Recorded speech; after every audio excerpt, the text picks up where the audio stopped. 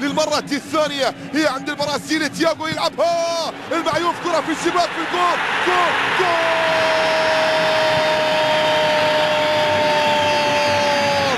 هي عيت ولكنها رغمت بضربة المحياني، رضخت برغبة المحياني مبكرا. الهلال يسطع هنا في أيام ذي الحجة، الهلال واضح بين هنا خطأ المعيوف يستغلها المحياني، لكن كرة تياغو كرة نفاذ.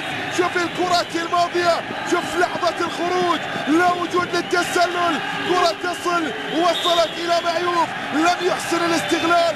بعد ذلك من عيسى كرة في شباك المحياني أو في شباك معيوف بأقدام المحياني، يتقدم الهلال هنا بهدف ثاني.